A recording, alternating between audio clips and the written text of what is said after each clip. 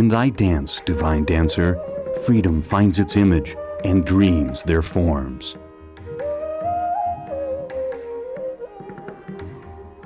Sujata and Asoka delighted and inspired audiences throughout the world by portraying the sheer beauty of dance. They epitomized the melding of East and West culture in dance. The dance sequences in this documentary are from 16mm film found in Sujata and Asoka's memorabilia. The dances were filmed in the late 40s and early 50s. A lifetime friend recalls, I first met the couple in the spring of 1944, and I believe it was Kismet that brought them together. Through their union, India's classical dance emerged as a respected art form in the West. It can be said that Sujata and Asoka embodied perfection in dance, and even a quality of the divine. Janice Seaman, former assistant director of the Ruth St. Denis Dance Studio in Los Angeles, was a friend and associate of the couple. Their spirituality was genuine. It would shine right through their bodies. And that was the thing that absolutely enthralled audiences. Dedication to their work brought them accolades and praise as they danced their way to fame around the world on concert stages, before royalty, and in Hollywood films.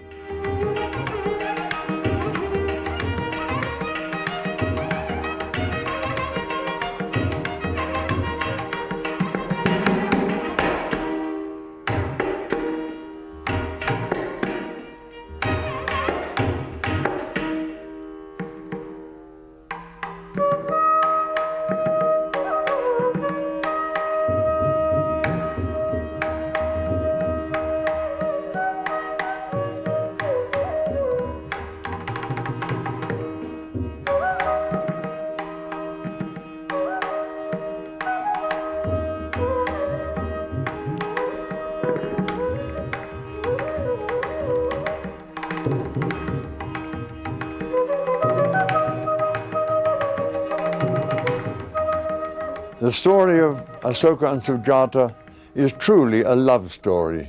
Love for each other, love for their God, and love for goodness and beauty. They came from two diverse world cultures and backgrounds, Sujata from the East and Asoka from the West.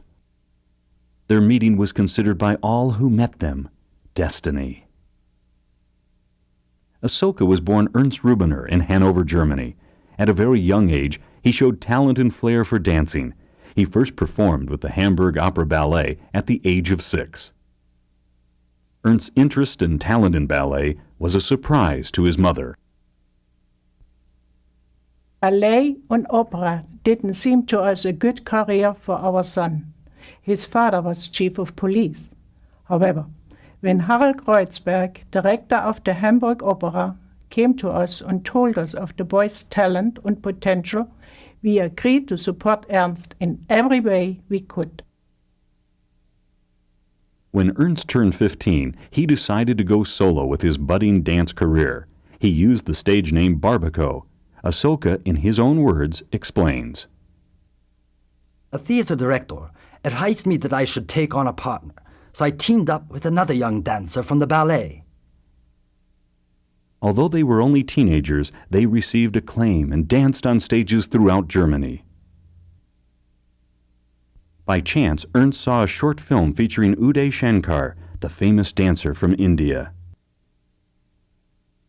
The images played in his mind over and over again. While other boys his age were caught up in sports, Ernst felt a calling to learn Indian dance.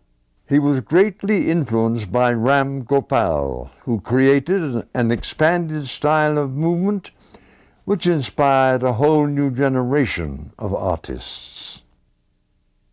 Although I was trained as a dancer in Europe, I learned that India was the birthplace of all formalized dance.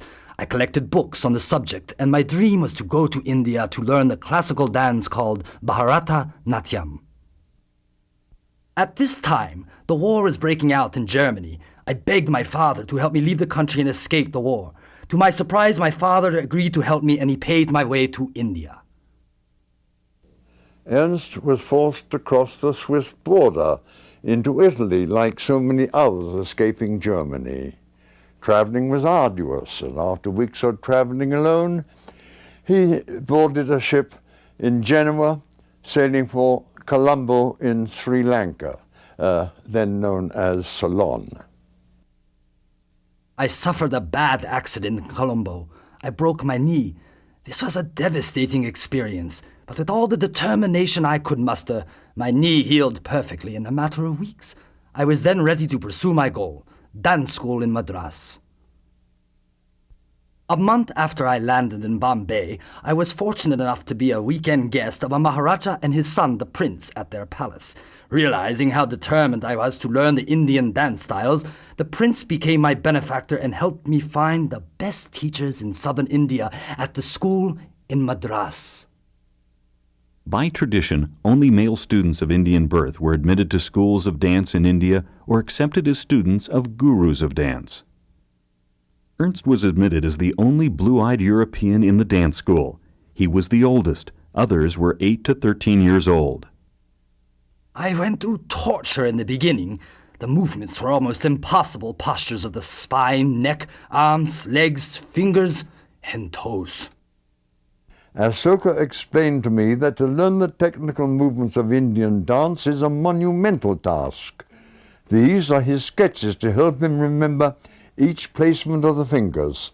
There are 9 basic movements of the head, 8 glances of the eyes, 6 movements of the eyebrows, 4 of the neck, and 4,000 combined gestures of the hands, legs, and postures of the body.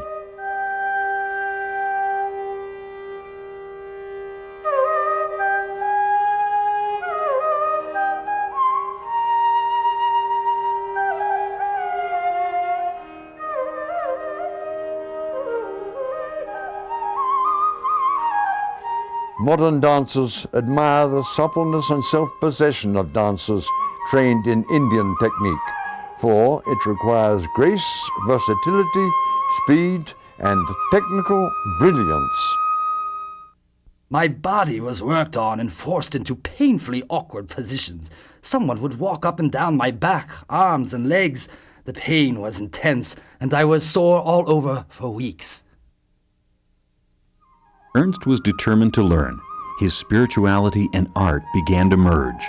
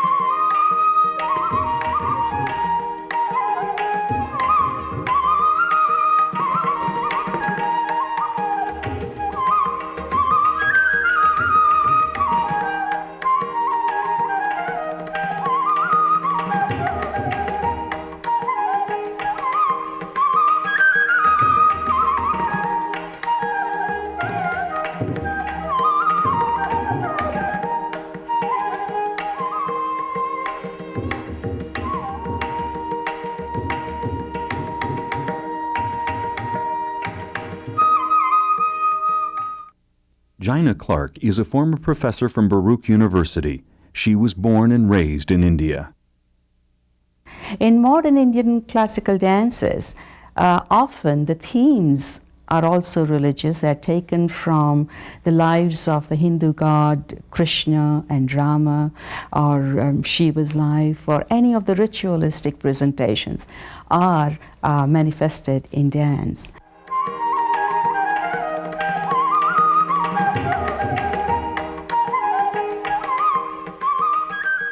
Shiva Nataraj is often represented in that statue with a ring of fire around and with him standing in the middle with one arm raised, another arm in dedication and one foot lifted. That is Shiva Nataraj in its cosmic dance. And each part represents the whole story of creation also, because in one hand he has rattle, what's called damru, which shows the sound, and actually it is the shabda, the sound. In the beginning was the word, so that's the sound of creation. In the other hand he has fire, and that's the fire of life. And with one hand he's sort of blessing and protecting the world. With one foot he's sort of crushing the evil under his foot. And the other leg uplifted shows the release of mankind. So in a way it's simultaneously the dance of creation and destruction, and that is Nataraj, and that is the connection of dance in the Indian tradition. While Ernst was pursuing his studies and training in Hindu dance, his homeland was in turmoil. World War II was raging throughout Europe and the Pacific. It became apparent that my life was to be disrupted. British authorities were rounding up every man, woman, and child of German descent who resided in India. British officers came for Ernst at the school. He was taken by military train to an unknown destination for interrogation. There he was arrested solely because he had a German passport, then bussed for 7 days to a prisoner of war camp near Dehradun in northern India. There he was interned with the anti-Nazi group, separate from the Nazis themselves. In the camp, life was agony. He suffered from ringworms on both feet. He was sick for the first year of internment. Boils covered his body. Ernst was befriended by Lama Anagarika Govinda, a German, who was also interned. He was a Tibetan monk and had been on a pilgrimage to India. As teacher and guru, Lama Govinda inspired Ernst to study the teachings of Buddha, the beliefs of Tibetan mysticism, and legends of Hindu deities. These teachings helped him transcend the pain of internment. Govinda's teachings were the spiritual impetus behind much of Ernst's later work, the Tibetan dances based on Buddhism, and much of the choreography of his Indian dances. Govinda gave me the name Asoka. I kept it for the rest of my life. He also encouraged me to live a life of inner journeys. This insight became my practice and stayed with me forever. Through outside help, Asoka received materials to sew and create costumes. With Govinda's assistance, he performed for the British officers in command and for those interned in the camp as well.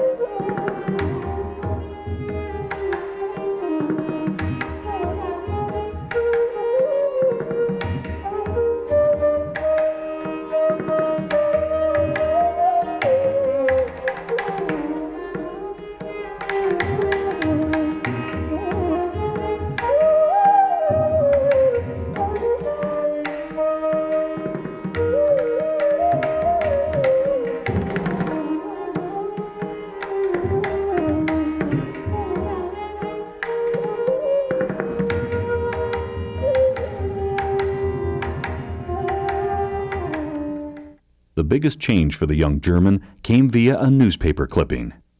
I discovered an old newspaper and saw the photo of an astonishingly beautiful Indian dancer named Zora. I hung this clipping by my cot and said to myself, one day I will dance with this woman and I will marry her. Asoka actually danced his way to freedom after spending 4 years in camp. But most importantly, he danced his way to an introduction to the woman he was determined to meet. Asoka was permitted to leave the camp to perform at a celebration ceremony given by the Maharaja of Kapurthala. It was there he was to meet Zora, the center of his dreams.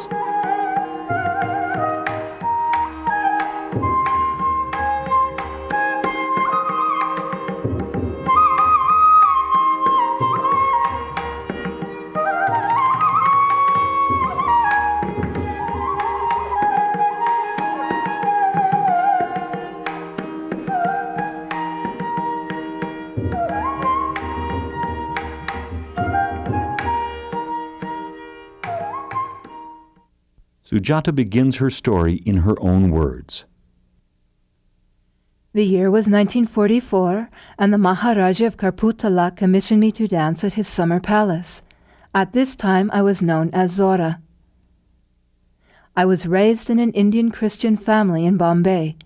I persuaded my mother to allow me to take dance lessons. I loved to dance, but dance for young girls of a Christian family in India was considered improper. I was determined to pursue a career in dance after my father took me to see a European performance. I continued to study ballet and also learned the Bharatanatyam dance techniques from the famous Indian dancer and actress Asurya.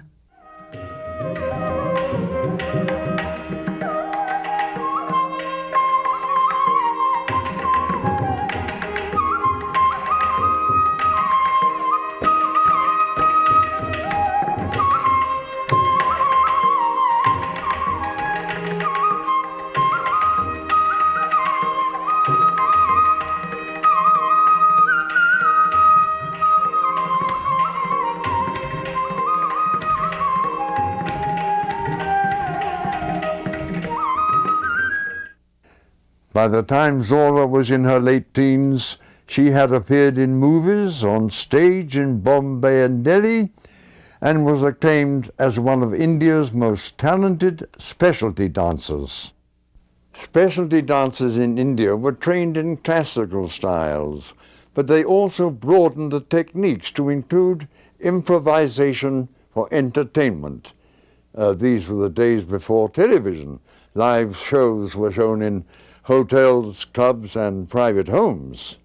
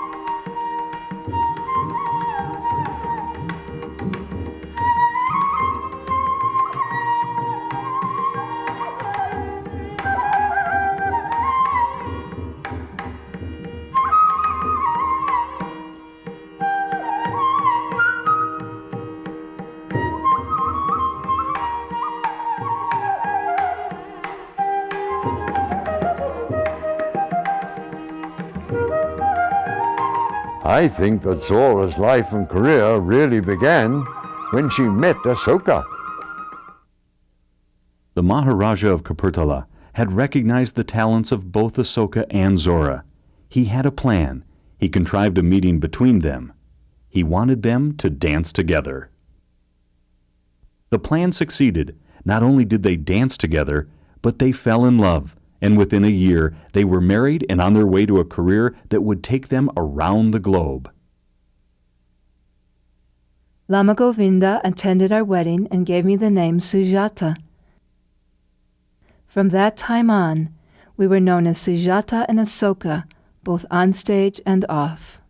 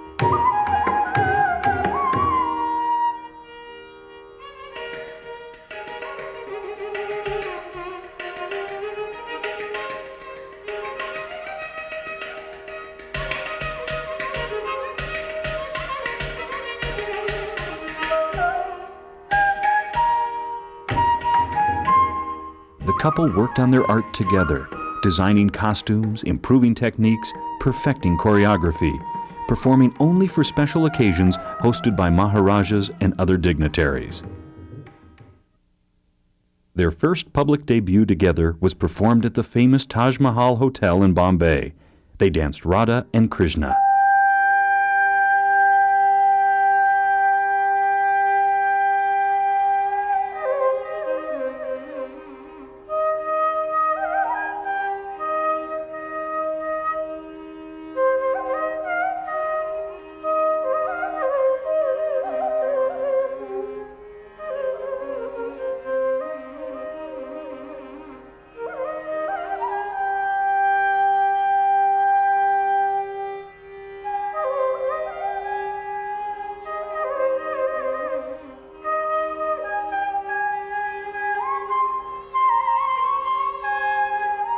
I will never forget that dance, Radha and Krishna, and the exultation I felt. The story of the dance is a love story, and I was so in love with my partner, Sujata. One thing about Asoka, he knew the talents of his wife, he knew the possibilities, and I feel that she knew his talents for design and choreography. On stage, they were two spotlights, focused on their one love. A reviewer from the Bombay Times wrote, "Sujata and Asoka will certainly become India's ambassadors of goodwill throughout the world. They are very beautiful." It did not take long for international offers to come pouring in. They accepted a contract to perform at the world-renowned Lido Theatre in Paris. By this time, Asoka and Sujata realized that if they were going to pursue an international career as dancers, it was necessary to make their dance more suitable for Western enjoyment and taste.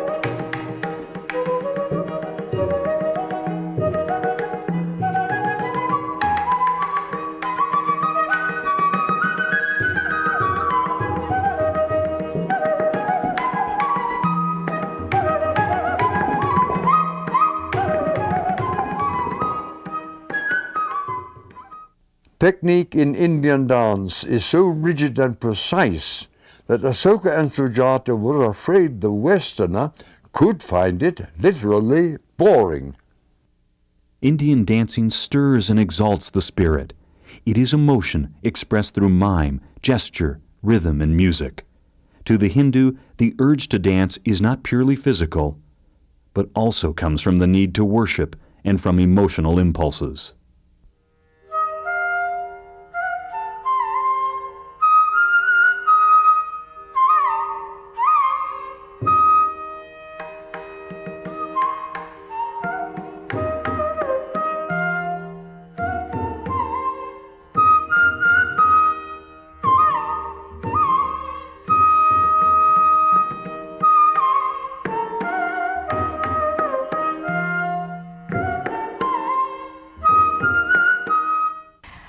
Well, rasa is the basic idea that controls entire dance, actually, because rasa means sentiment, and it is the function of a dancer to evoke that sentiment in the audience. And as he represents this particular rasa through various movements, some of which are called mudras. Mudras are gestures. It is translated as gestures. So these are gestures, and there are hand gestures and eye gestures and neck and the movement of the entire body, really, in different dance systems according to each school.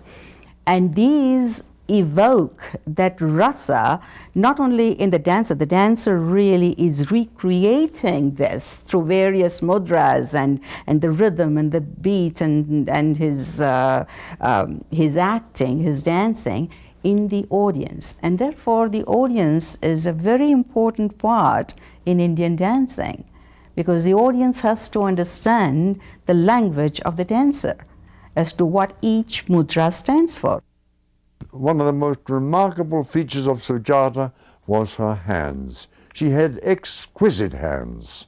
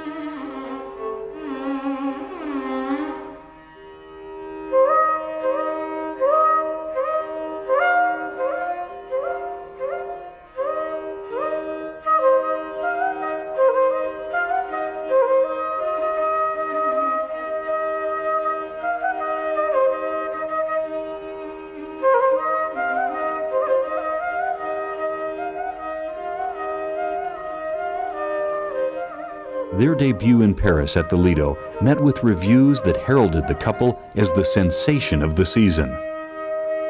Their performance became the springboard for a whirlwind tour to cities in Denmark, Finland, Norway, Sweden, and finally Cologne in Asoka's native country of Germany.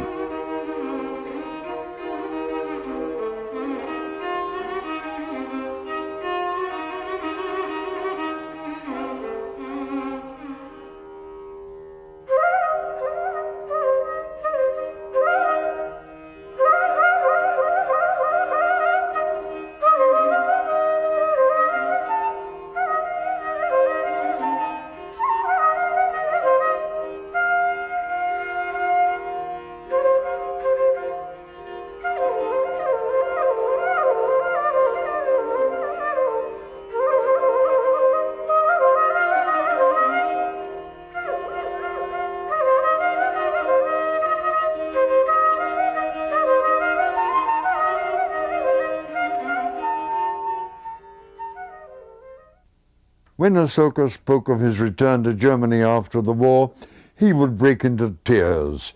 It had been 10 years since he left, and for him it was a terrible experience to see the destruction and aftermath of the war. For the first time, Asoka's family, mother, father, and 2 sisters, attended a performance, and all were thrilled to see him and to meet his beautiful wife. During their stay, the Germans voted Sujata the most beautiful woman in the world. They performed extensively throughout Europe and Asia for royalty and packed houses. But then came the offer from the United States, their dream come true.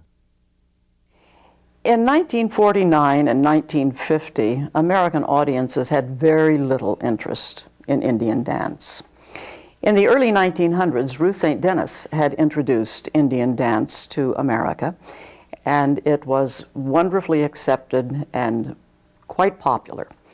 And as soon as she stopped dancing, the interest began to fade. Certainly during the war years, there wasn't much interest. And with the exception of the Indian community, it was very difficult to even see an Indian dancer.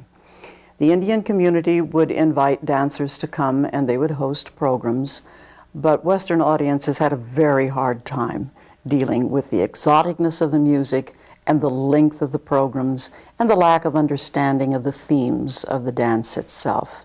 So a great vacuum had been created in theatrical performances featuring Indian dance. Despite these hindrances, in 1949, Asoka and Sujata were booked at the Ziegfeld Theater in New York City.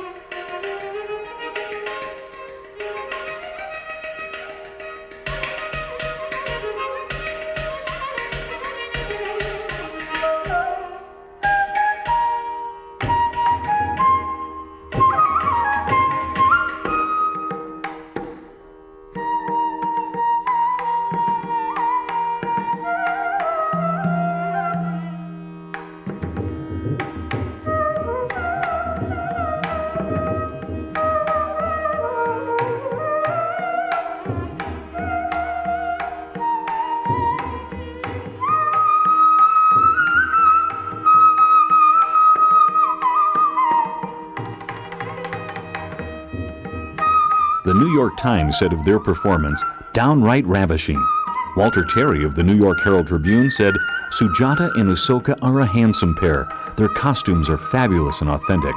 Pictorial variety presented on a great scale. Another reviewer agreed that they are masters in their field and delighted a capacity audience who expressed their enthusiasm with 6 curtain calls. Excellent dancing, color, drama, and first-rate showmanship. I saw them when they performed at the Ziegfeld Theater. Oh God, you fell in love with both of them. The audience was wildly enthusiastic. I was very impressed. From New York, Asoka and Sujata were booked in Toronto, Canada, then on a tour across Canada to Vancouver. This was an extremely difficult trip for them, traveling by day, performing at night. Sujata and Asoka had toured in the East, and they had done any number of programs in Eastern cities, and it was very difficult work. Many of the performances were just one-night engagements. Although they'd been successful in New York and Canada, Los Angeles, Hollywood, was a whole different world.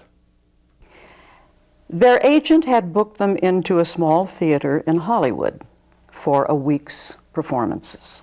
And it was during one of the worst rainstorms we had had all season. Rain in California doesn't come in bits and pieces. It comes and it stays. So the house was fairly small, and that was disappointing to them.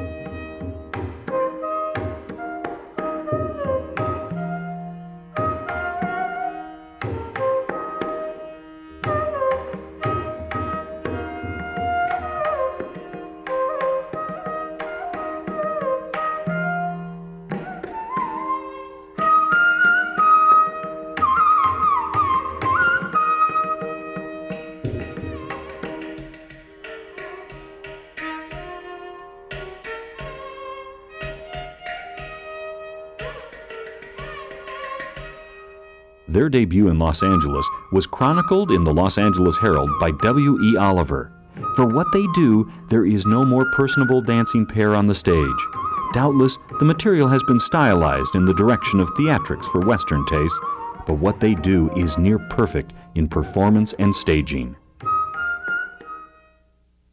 In that audience, on the very last night of their performance, was a lady by the name of Dorothy Lee Teifel, who was the director of the Ruth St. Denis School of Dance. Dorothy had a lifelong interest in Indian dance, and she was totally enchanted with Sujata and Asoka. She went backstage after the performance, and the rain was coming through the roof. There were leaks in this old building. Their costumes were getting wet, and something had to be done rather quickly. Since they didn't have a car, they would have had to have called for help and gotten all those things back to their hotel, which they were planning to leave the next day anyway and look for other places. So Dorothy wound up inviting them home.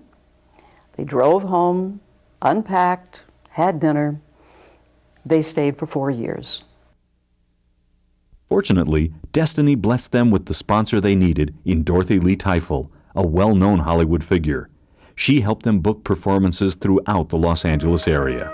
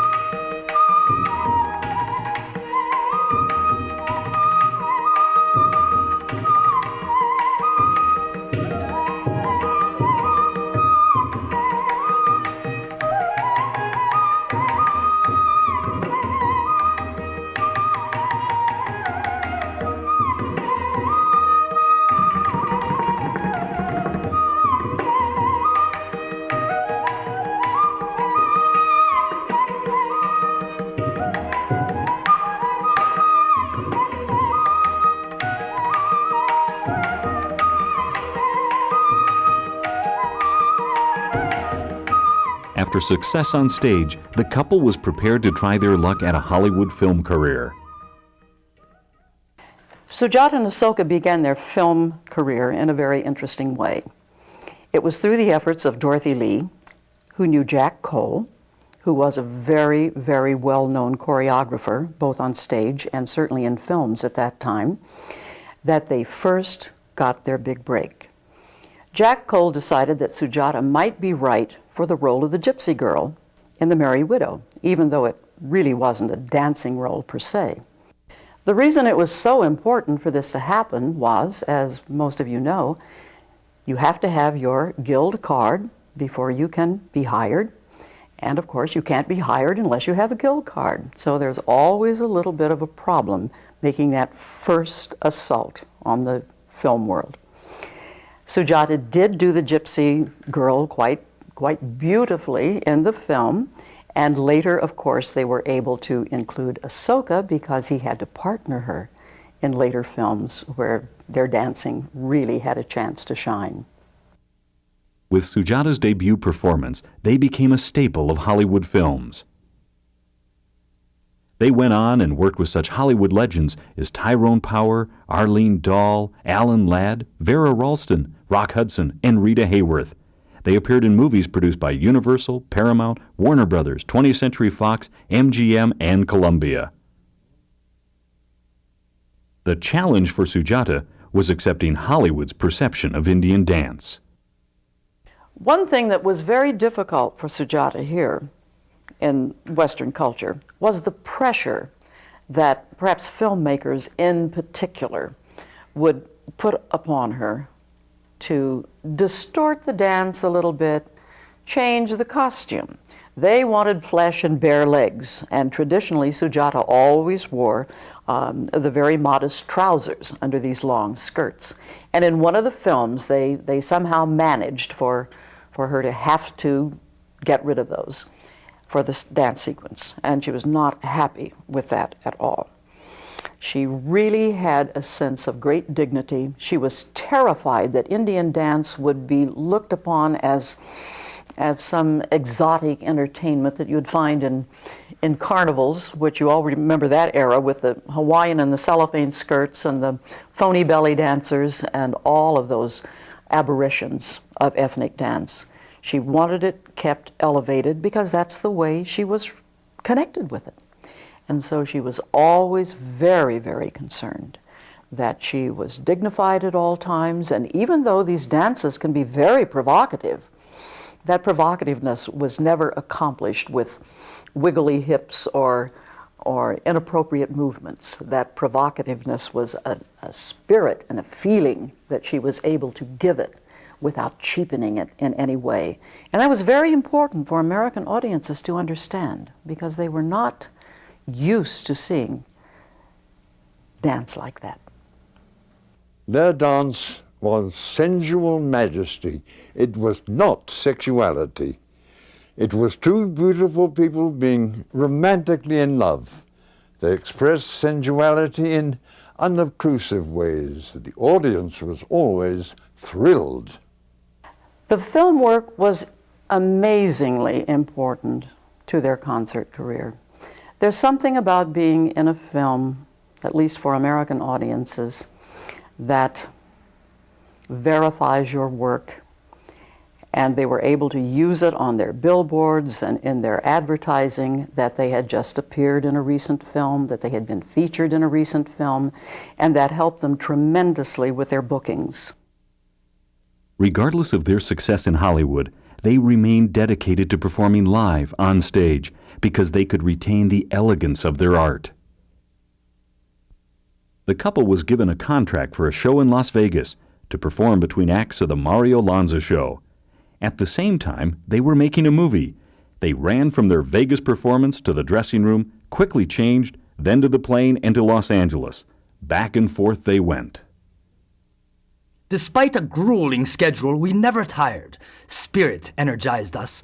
We also had experiences of contacting realms beyond our physical bodies and could induce in ourselves a state of suspended awareness, like being an observer of our dancing rather than actually performing. And alas, at one performance, I remember Asoka had hit the floor so hard that he had jarred something loose, and a splinter about that long ran into his foot. It must have been incredibly painful. He finished the dance, he came backstage, there was no time to attend to it or take it out. And I think it was partly their yoga training, their discipline, their ability to focus that allowed them to rise over and above that kind of pain. Always of the utmost importance to the couple was their costuming. We made costumes embroidered with beads and stones, using as patterns the ancient statues and paintings we saw in the temples built over 2,000 years ago. Asoka and Sujata searched for authenticity. They searched throughout the world for exotic fabrics and jewels and metals. They collaborated to fashion costumes of amazing visual beauty and perfection. Sujata sewed the opulent silks. Asoka molded the metal and inserted jewels into the ornate headpieces. He created all of the jewelry they wore, including the ankle bells. I think one of the most fascinating things for me about Sujata and Asoka's performances was the dance that was going on backstage. Their costumes were so beautiful and so elaborate and so complicated that very few people realized what a job it was to get from one into the other. And when you stop to consider that they had perhaps a minute and a half to make that change and get back out on stage, that was really a remarkable feat. Whenever they had a very complicated costume change, such as Asoka's Garuda costume, which was very, very difficult to get into, to be sure that it was fitting properly, we would have to have some other timepiece that would fill in that time that he needed. That's when Sujata would do her sari dance, or perhaps her little blessed bee. We called it blessed because it made the blessed moment of time that they needed for this other thing to happen. Asoka had a very complicated headdress. If that headdress didn't fit just right, he wouldn't be able to see, and it could be very, very dangerous. The wings had to be fitted on just right and with the right amount of tension so they would not slip, and it was a time-consuming thing which still had to happen in just a few minutes. So when Sujata would be finished, there he would be by some miracle, ready to go. They would be ready for their next performance, always appearing on stage, serene, relaxed, and at perfect ease with what they were doing, and you would never have believed the franticness of what was going on just seconds before.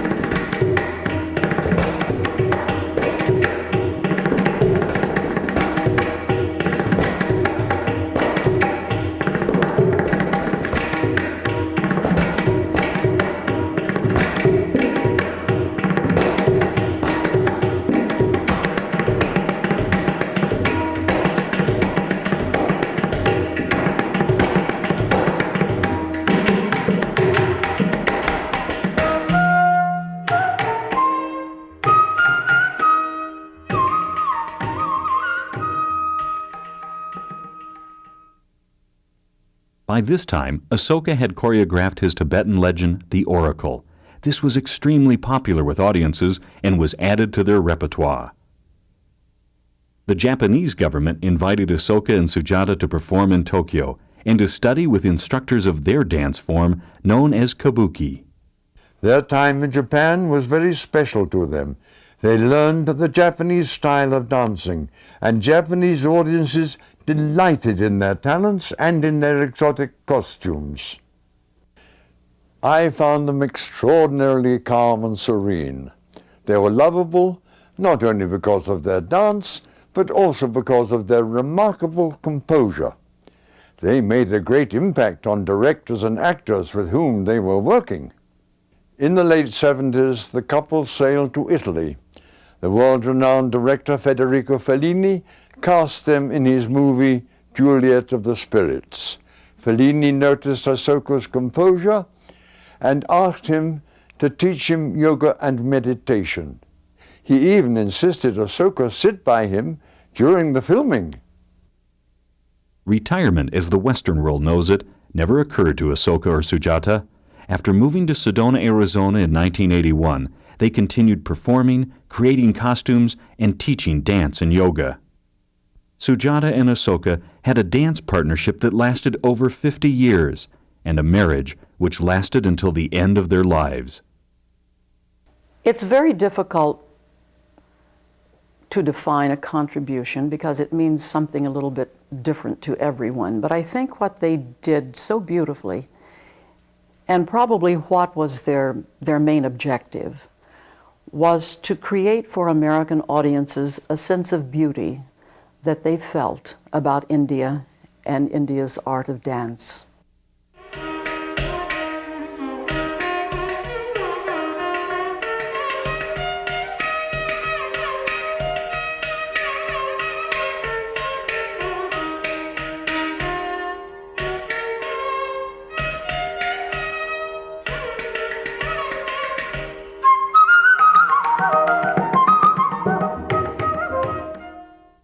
Their contribution, in my opinion, is that they were husband and wife, and they exuded a love that can only be known between a man and a woman, that which is beautiful.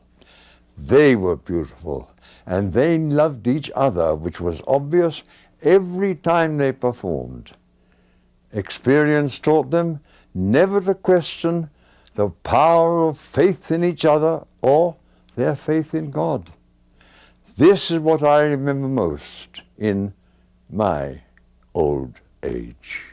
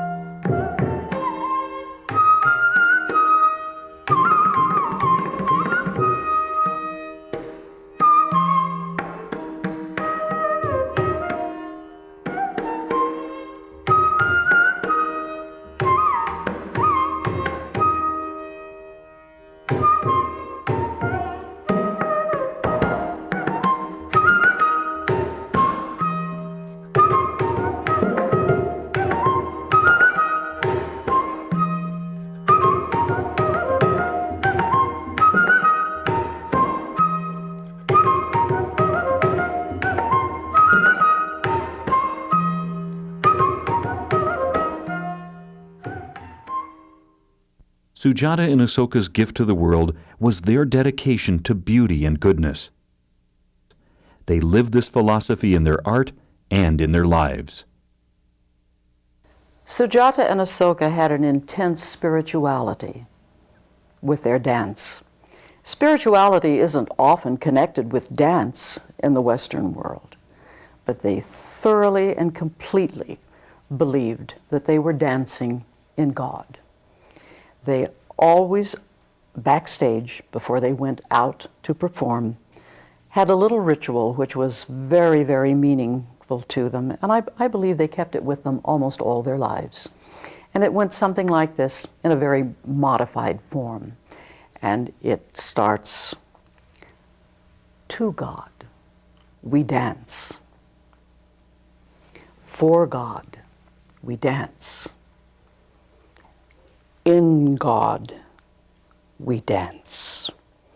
They thoroughly believed it, and so did we. In thy dance, divine dancer, freedom finds its image, and dreams their forms. Its cadence weaves the threads of all things, and unwinds them for ages.